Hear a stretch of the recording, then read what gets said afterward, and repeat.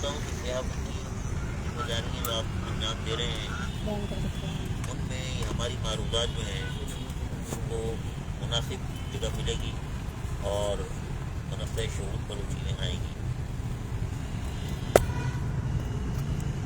گزشتہ دنوں میڈیا اور اخبارات میں حالات موجودہ حالات کے بارے میں بریک آؤٹ رہا. کئی عقائد جو ہیں وہ نئی لوگوں کو بتائے گئے اور اس طرح لوگوں کو کئی عقائد نہیں بتائے گئے اور لوگوں کو کئی صورت حال سے آگاہ نہیں کیا گیا جس سے غلط فہمیاں پیدا ہوئی ہیں اور بہت سے مسائل جنم دے رہے ہیں. ایسی پابندیاں آئین پاکستان میں دی گئی آزادی اظہار کے حق کے منافی ہیں. جب میڈیا پر ناحق پابندیاں عائد کی جاتی ہیں تو خام خواہ غلط فہمی جنم لیتی ہیں اور افواہوں کا بازار گرم ہو جاتا ہے. ہمارا مطالبہ ہے کہ عوام کو حقائق سے باخبر رکھنے کے لیے ایسی پابندیوں سے اعراض کیا جائے.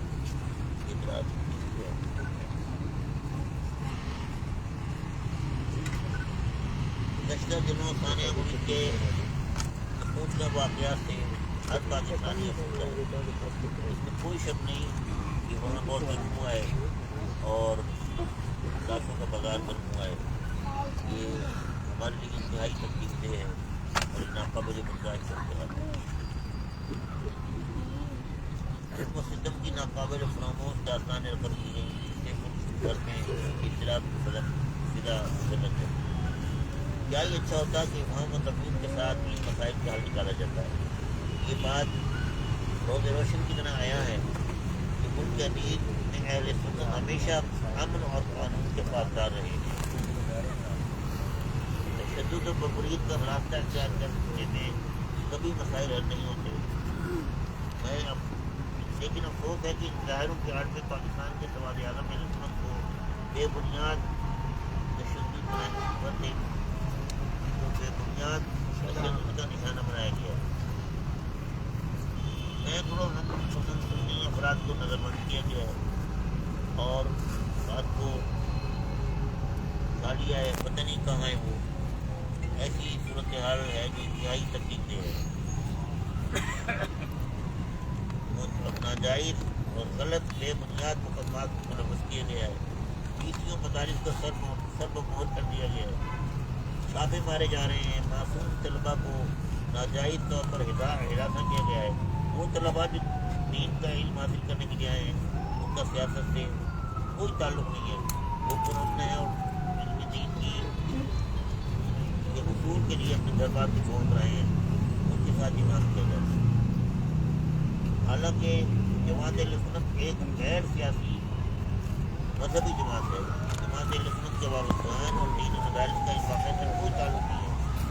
پھر نہ جانے کیوں سواد اعظم اہل سنت کو مستعل کرنے کی مضمون سازش کی جا رہی ہے. حکومت اس بات کا نوٹس ہے کہ کون سے عناصر ہیں جو بے بنیاد کارروائیوں کے ذریعے ان کے امن کو خراب کر رہی ہیں. ایسا لگتا ہے جان بوجھ کر حالات خراب کرنے کی کوشش کی جا رہی ہے. جبکہ جماعت رسول کے کارکن ہمیشہ ملک کی سلامتی کے لیے سوچ رہے ہیں. ان کی سرحدوں کی صورتحال کے پیش نظر وطن عزیز داخلی انتشار کا مکمل نہیں ہو سکتا.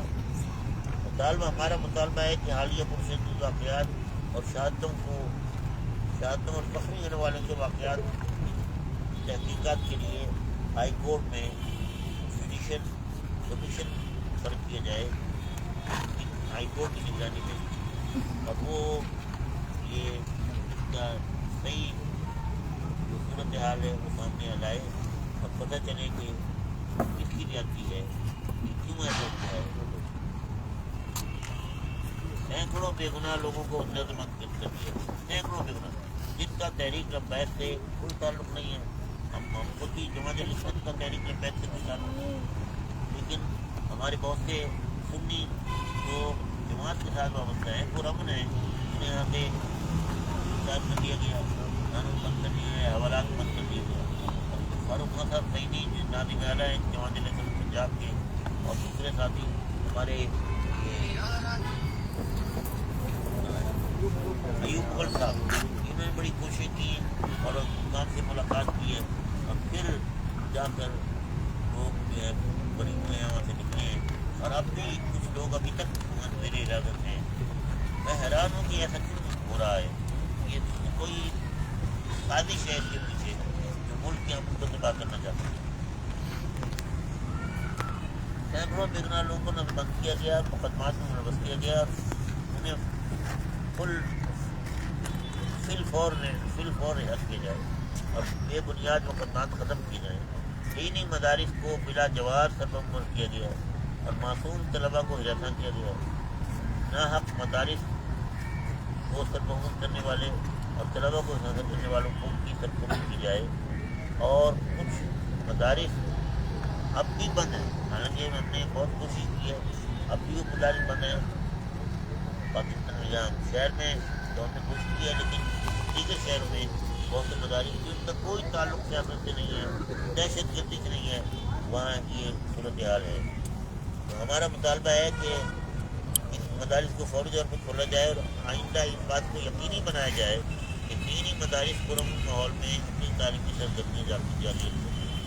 موجودہ خلفشار کو دور کرنے کے لیے مذاکرات کا راستہ اختیار کیا جائے اور اس سلسلے میں اہل سنت کی مقتدر شخصیات کی خدمات حاصل کی جائیں تاکہ ایسی حیرانی کیفیت سے ہم نکل سکیں۔ ملک عزیز پاکستان کے خلاف ہونے والی تمام سازشوں کی ہم مذمت کرتے ہیں اور عزم کا اعادہ کرتے ہیں کہ ملک کی دفاع کے لیے تمام اداروں کے ساتھ سیسا پلائی ہوئی دیوار کی صورت میں کھڑے ہوں گے اور ملک کی سلامتی اور دفاع کے لیے کوئی تقریر کا بروکار نہیں ہے۔ موجودہ حالات میں حکمت عملی طے کرنے کے لیے لاہور میں کل ایک اجلاس بلایا گیا ہے، اس میں جو فیصلے ہوں گے ہم ان سے بات ہیں اور ان کے ساتھ مکمل ہماری تائید اور حمایت ہوگی۔ دوسری صورتحال یہ ہے کہ افغانستان میں جو آپ جانتے ہیں اخبارات میں بھی آ رہا ہے کہ خواہ مخواہ یہ جنگ کی صورتحال پیدا ہو رہی ہے افغانستان اور بھارت اور افغانستان اور بھارت کا پاکستان کے خلاف متحد ہونا یہ ایک بہت بڑا المیہ ہے اور پریشان کن صورتحال ہے۔ طالبان نے پہلے بھی پاکستان میں قتل و غارت گری کا باداب گرم کیا ہے اور مذہب کی آڑ میں موریزی کی گئی، اس نے ساری دنیا میں اسلام کو دہشت گرد مذہب قرار دیا۔ اب خوارج اور طالبان کے خلاف پاک افواج کی جو کارروائی ہوئی ہے ہم اس کی بھرپور تائید کرتے ہیں اور افغان حکومت سے درخواست کرتے ہیں کہ اسلامی ملک کے خلاف حدود کے ساتھ سیفٹی کا ریز کریں اور اسلامی قوتیں امن کی قوتیں جو ہیں ان کا ساتھ دیں تاکہ اس ملک کے اندر امن و امان قائم ہو اور حالات بہت جلد ٹھیک ہو جائیں۔ مجھے ایک بات پہ بڑا دکھ ہے اور بڑی حیرت ہے کہ یہ لبیک کا جو معاملہ تھا یہ تو صرف لاہور اور ملک کے تک کیا ہے، باقی ملک میں تو امن و امان رہا ہے، لیکن یہ ابھی مجھے ایک دوست نے بتایا کہ جامعہ انوار کی مسجد میں نمازی نماز پڑھ رہا تھا، پولیس داخل ہوئی، کوئی اس سے تعلق نہیں ہے، دہشت گردی سے لبیک سے کوئی تعلق نہیں ہے۔ یہ حالات خراب کرنے کی دانستہ کوشش کی اور اس کے پیچھے کس کے ہاتھ ہیں، کیا صورت ہے، یہ اس کی باقاعدہ تحقیق ہونا چاہیے۔ اسی لیے ہم چاہتے ہیں کہ جوڈیشنل کمیشن جو ہے ہائی کورٹ کی زیر انتظام یہ مقرر کیا جائے تاکہ صحیح حقائق سامنے آئیں اور ملک میں جو اس وقت شدید اضطراب انتشار کی کیفیت ہے اس سے ہمیں جلد نجات ملے اور حقائق سامنے آ جائیں، کیونکہ حقائق سامنے نہیں آتے پھر افواہیں جو ہیں اور عجیب باتیں سامنے آتے ہیں۔ ہم مطالبہ کرتے ہیں کہ حکومت جو ہے یہ ہوش کے ناخن لے اور افغانستان بھی ہوش کے ناخن لے اور اسلام کے خلاف افغانستان کا گٹھ جوڑ بھارت کے ساتھ یہ پاکستان نہیں بلکہ اسلام کے خلاف کی سازش ہے، یہ اس کا ارتکاب ہونا چاہیے۔ ہمیں پرامن ہو کر اور متحدہ طور پر یہ ہم کی کرسیوں میں ساتھ دینا چاہیے۔ بہت شکریہ میرے بھائی ایگزام اعوذ باللہ من الشیطان الرجیم بسم اللہ الرحمن الرحیم. گزارش ہے کہ جو ضروری باتیں تھیں وہ امید جماعتیں کے پاس جا کر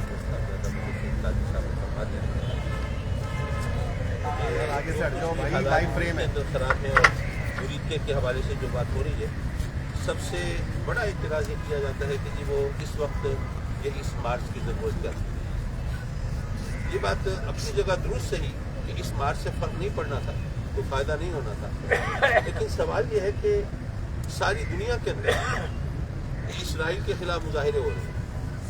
لندن میں 2 سال ہو گئے، ہر ویکینڈ پہ وہاں پہ لاکھوں لوگ جمع ہوتے ہیں اور ان کے اندر 80% غیر مسلم ہوتے ہیں. وہاں پہ کسی نے نہیں کہا کہ جی آپ کیوں جمع ہوتے ہیں، ان کو تو کوئی فرق پڑ ہی نہیں رہا. امریکہ تو ان کو ساتھ دے رہا ہے، وہاں پر تو غارت گری جاری ہے، آپ کے اکٹھے ہونے سے کوئی فرق نہیں پڑتا. پھر سب سمجھتے ہیں کہ دراصل ایک جذبات کے اظہار کا ایک انداز ہوتا ہے. تو اس لیے یہ اس حوالے سے ان کا یہ اعتراض یہ زیادہ قابل غور نہیں ہے. البتہ اتنا ضرور ہے کہ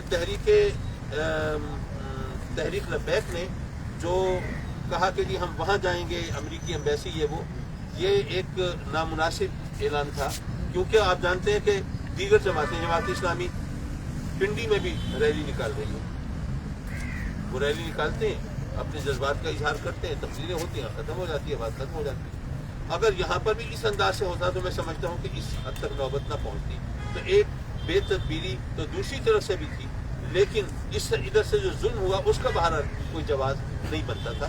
تو اس لیے اس کے بارے میں، اور پھر یہ کہ وہ ان لوگوں کو جو کہیے کہ انسٹیگیٹ کیا جا رہا ہے، مشتعل کیا جا رہا ہے، جو کبھی اس قسم کی ایکٹیویٹیز میں ملوث تھے ہی نہیں، ان کو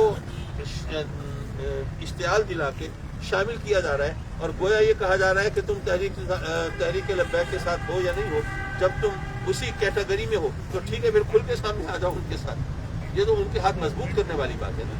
تو میرا خیال ہے کہ یہ حکومت کی حکمت عملی یہ صحیح نہیں ہے، ان کو اس پر غور کرنا چاہیے. اور جیسے بھائی قبلہ نے فرمایا کہ اہل سنت کی مساجد سنائے جناب اوقاف کے حوالے کر دی گئی، وہاں پہ وہ خطیبوں کا بھی انہوں نے تقرر اپنی طرف سے کر دیا. یعنی یہ اس کی نہ کوئی لیگل جسٹیفیکیشن ہے نہ کوئی اخلاق، اور صحیح تو ہے ہی نہیں سرے سے.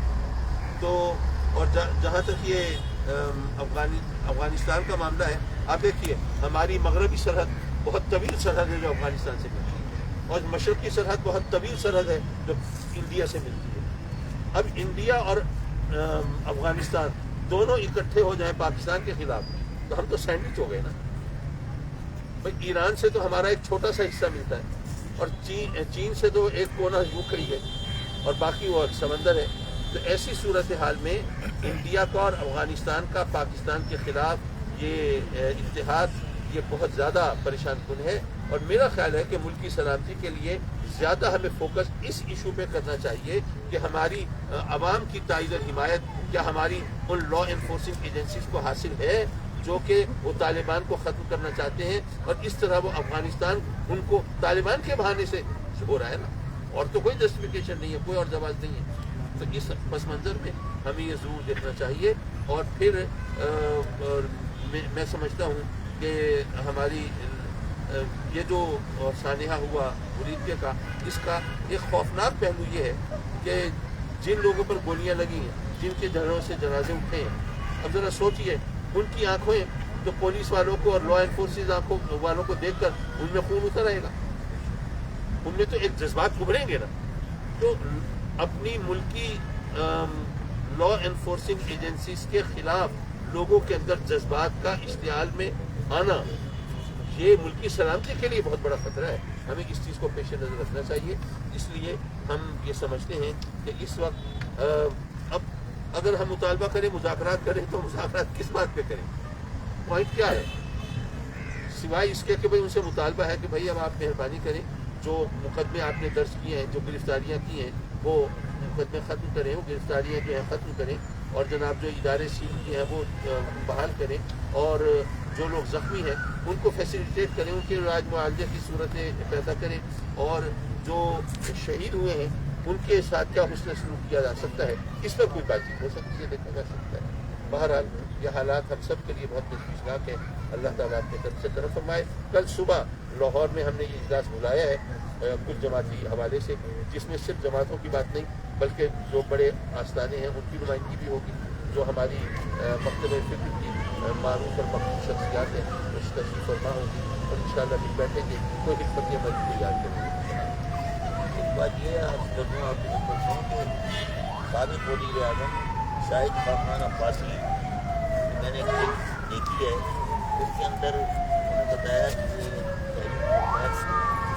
بنانے کے اندر وہ ایک شخص شہید ہو گیا، تو اس کی لاش انہوں نے کی اور اس کے جنازہ وغیرہ پڑھایا، اور وہ اس کو تدفین کے لیے لے کے جا رہے تھے، تو لا انفورسنگ ایجنسی جو ہے انہوں نے لاش لے لی، انہوں نے کہا کہ ہم لاش نہیں لے گئے، معاملہ ختم ہو گیا، چھوڑ دو، اور ہم دفنانے کا تدفین کرنے کو، لیکن انہوں نے نہیں مانے اور وہ لاش لے گئے، لاش نہیں چھوڑا۔ یہ صورتحال حکومت کر رہی ہے، تو حالات کو مزید اشتعال دلانے والی بات ہے۔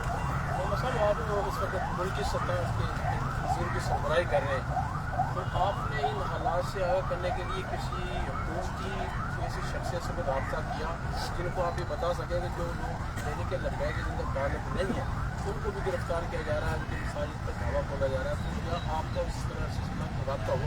کوشش ہم نے کی ہے، لیکن یہ حکومت جو ہے نا اس وقت اتنی وہ بکھری ہوئی ہے کہ وہ سمجھتی ہے کہ طاقت ہماری پاس ہے، کوئی کیا کر رہی ہے۔ محسن نقوی صاحب سے رابطہ کرنے کی کوشش کی، انہوں نے کہا کہ وہ ملاقات کے لیے آئیں گے لاہور، لیکن وہ لاہور میں تھا کل، لیکن وہ نہیں آئے، تو پھر میں واپس آ گیا۔